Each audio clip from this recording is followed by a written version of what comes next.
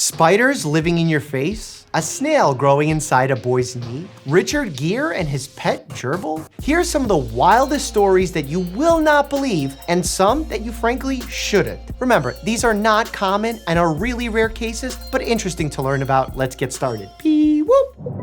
In 2021, Australian doctors removed a worm living inside a woman's brain. She was 64 years old and had been suffering for months with stomach aches, night sweats, and her memory. So she went to the doctor and was given a brain scan, which revealed an unusual lesion in her right frontal lobe. Doctors had to perform a biopsy to even get a diagnosis. That's when things got weird. The surgeon, Dr. Bandy, began to prod the affected region, which she thought felt funny. All of a sudden, the area started moving. Dr. Bandy grabbed her tweezers, pinched and pulled, and what came out was a bright pink 3-inch worm. As it turns out, the creature was technically a roundworm, which is a parasite that likely entered the woman's head when she was gathering food near a lake in the Australian countryside. It was the first ever documented case of a roundworm being found inside the brain of a living human being. But the best news? The operation was a total success and the woman was soon recovering right at home. A 63-year-old woman in South Korea became pregnant with squid in her mouth. Or so the media reported. Squid is a delicious food eaten all around the world, but depending on where you're eating it, the preparation may be very different. Here in the United States, most squid has its organs removed before it's cooked. For this woman in South Korea, that wasn't the case, as she was allegedly eating a cooked squid that still contained a sperm sac. She bit into the sac, and then the contents of it exploded in her mouth. And days later, oral lesions appeared and she sought medical care. On biopsy, the sperm were found to have attached themselves to the membranes of her tongue, gum, lips, and needed to be medically removed from her mouth. That is all true. What isn't true is the countless number of headlines claiming the woman was impregnated by a squid, or that she spit out baby squids. Remember, even squid sperm needs an egg to fertilize. Regardless, I think I'll stick to my usual plate of fried calamari without the sperm sac. In 2021, an Indian man had a 708-inch or 59-foot tapeworm pulled from his intestines. He had been dealing with an upset stomach, and upon finding tapeworm eggs in his stool, doctors gave him medication to flush the parasites out of his system. Not long after, the 59-foot tapeworm was eliminated from the man's bowels. You know how. Intestinal worms tend to come from sanitation issues, but in this man's case, they came from uncooked beef. Most worms can be eliminated by taking simple medications, but unfortunately, if you live in a place that lacks access to clean drinking water, you might also be in a place that doesn't have access to these meds either. This is why initiatives to provide clean drinking water are some of the most essential and effective causes when it comes to improving the quality of human life. A British woman was questioned by police after a dead turtle was found inside her vagina. This unnamed woman living in Spain had recently gone out partying with some friends. She woke up in the morning with abdominal and vaginal pain, and as her symptoms got worse, she was rushed to the hospital in a panicked state.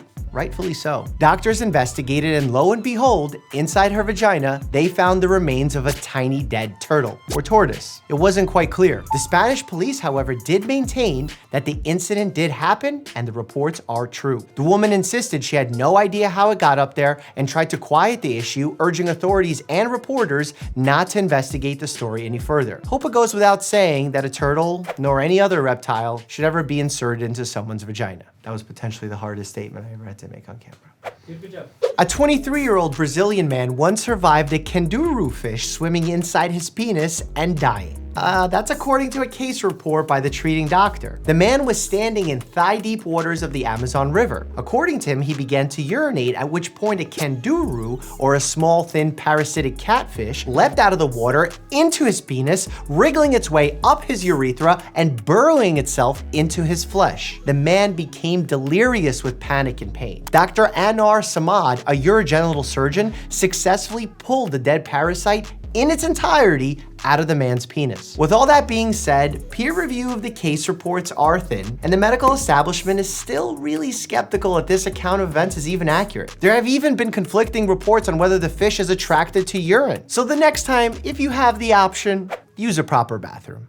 Tara had larvae living inside her scalp. She and her husband were newlyweds in New York City and were fed up with the hustle and bustle of a corporate lifestyle. So they sold their things, emptied their bank accounts, and spent 2 years traveling through South and Central America. They spent their days kayaking through jungle rivers, sleeping on mountaintops, and dining on exotic foods. After 2 years on the road, they decided enough was enough. They traveled home to celebrate Christmas with their families, but they didn't come back alone. One night, fresh off their international adventures, Tara felt a sharp pain in her skull. She touched her scalp, but there was nothing there, so she brushed it off as a fluke. However, every night for the next few days, she felt these sharp pains getting worse and worse. Panic began to set in, and she started researching for potential causes of these symptoms. Well, those symptoms pointed her to botflies. It's an insect native to Central and South America who lay eggs under human skin, which is dark, warm, moist, providing the perfect environment needed for the larvae to grow. Tara and her husband panicked and rushed online to find a remedy. She covered the affected area with petroleum jelly in hopes of preventing oxygen from getting to the eggs, forcing them to the surface. After just 30 seconds, they appeared, squirming and desperate for air. Turns out this internet remedy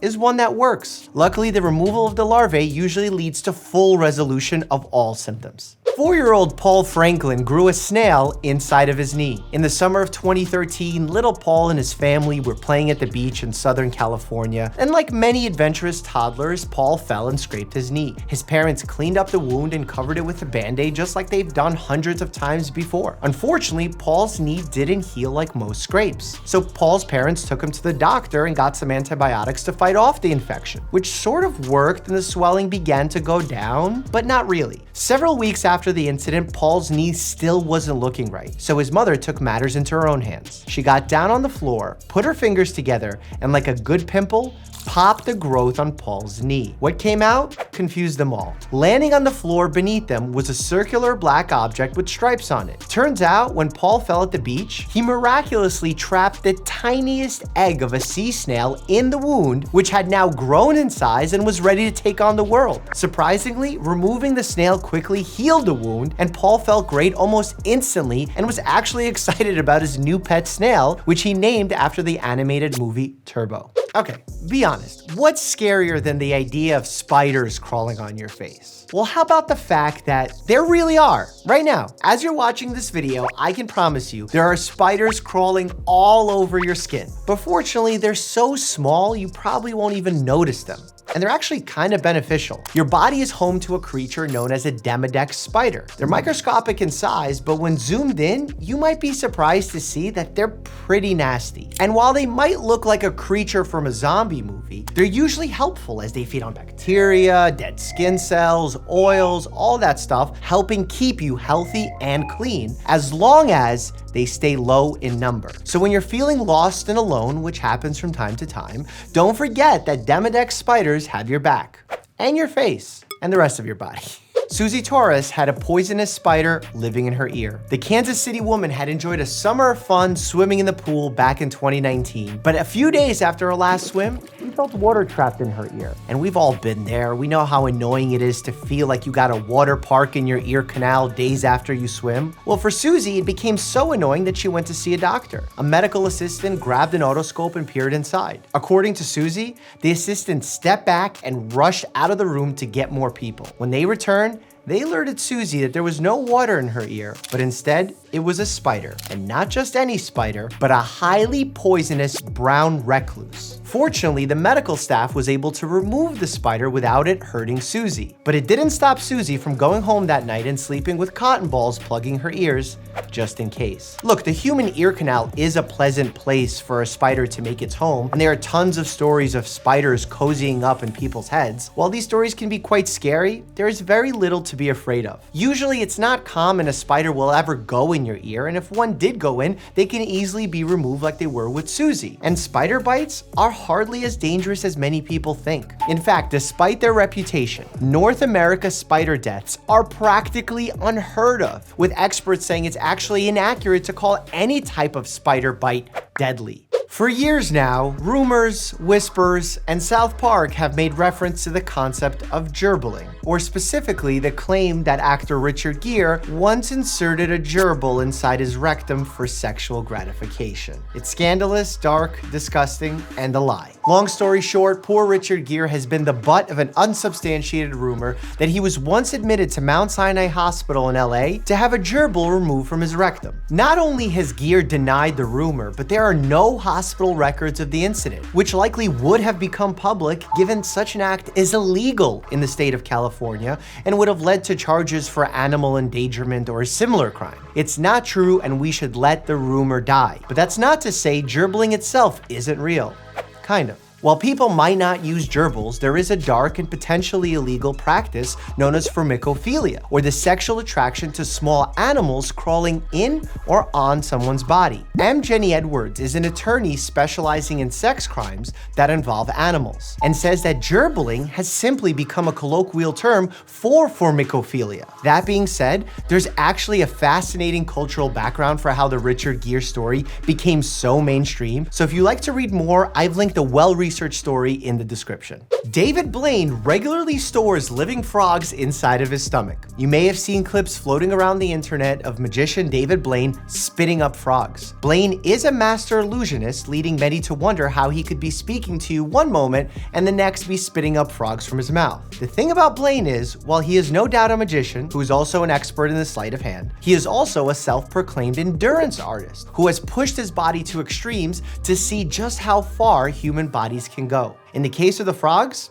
it's real. To pull off the trick, Blaine swallows tons of water to create a pool in his stomach. Then shortly before entering a room or appearing on camera, he swallows a number of small frogs who land and float inside that pool, where he claims they can swim freely and safely for up to 3 hours. When it's time for the big reveal, Blaine has trained his body to voluntarily burp up one frog at a time, lifting them out of the pool, up his esophagus, and into his mouth for all to see. I want to point out though that Blaine seems to do this quite smoothly. It took him years of training to master this type of self-regurgitation, and under no circumstances should you try it yourself at home. A 4-year-old boy spent weeks with the leech living inside his rectum. For 2 weeks, the boy had been bleeding from down below. He was pale, underweight, and tachycardic, meaning his heart was beating fast to compensate for the loss of blood. His parents took him to the doctor, who initially thought he might be suffering from some sort of infection, so he was given some pills and sent home. Not unreasonable guidance. Unfortunately, they didn't make a difference, and the bleeding continued. Doctors prodded with more questions and eventually found out some interesting info. It's like straight out of a House episode. The boy actually lived on a farm where he regularly played in an irrigation system used to water crops and provide hydration for cattle. Doctors began to wonder, could there have been something in that water? Well, they had the boy take off his pants and sit on a bucket full of water. Just 15 minutes later, a fully grown leech crawled out of the boy and into the bucket. Leeches can be found all over the world and in all sorts of different types of water, just waiting for organisms like humans to step inside so they can latch onto the skin and start feeding off blood. For this poor child, the leech went a step further, feeding itself on the boy's blood from the inside. Now, carrying the weight of one fewer leech, the child managed to make a full recovery, though probably with a little more hesitation about swimming in dirty water. Did you see there was a woman who had a worm stuck in her ear on an episode of Survivor? Click here to see me react to that, and as always, stay happy and healthy.